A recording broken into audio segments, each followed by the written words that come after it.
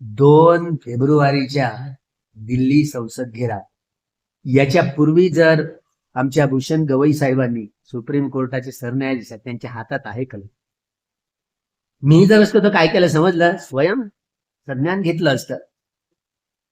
तडीपार असो की वोट चोर असो, या सगळ्यांना बंदी, एकदम पाबंदी, तुरुंगात टाकलं.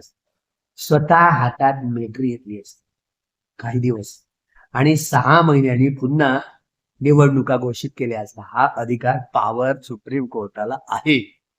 जर या संविधानातले मूलभूत अधिकार त्यांचं हनन होत असेल तर सुप्रीम कोर्ट असा करू शकतो.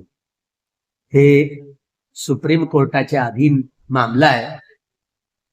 आपण अपेक्षा करूया की आपल्या अमरावतीचा आमच्या कमलाईचा मुलगा आहे, तो या सुप्रीम कोर्टाचा सरन्यायाधीश झाला. आपण खूप अपेक्षा करूया त्यांनी या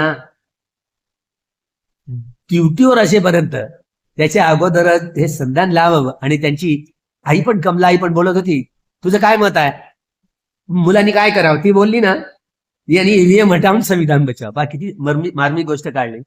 माझ्या मुलाने ईव्हीएम हटवून पुन्हा या संविधानाचं संरक्षण करा. हे सगळ्यात मोठं खरंच काम आहे.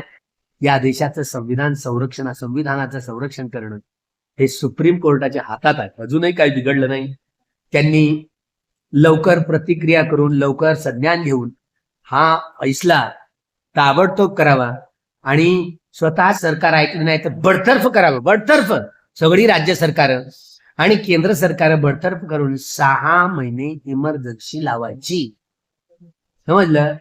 6 महिने इमर्जन्सी लावून पुन्हा वातावरण शिथिलीकरण झालं की लगेच निवडणुका पुन्हा घोषित करायच्या, बॅलेट पेपर. हे जर झालं, भूषण गवई साहेबांनी हे जर केलं तर आपण आभारच मानू. घटनेचा सुरक्षा करण्याचं हे सगळ्यात मोठं काम भूषण गवईकडे आपण अपेक्षा करूया. जर नाहीच झालं तर आम्ही काय करणार आहोत? तरी मात्र आपण लढाई सोडायची नाही.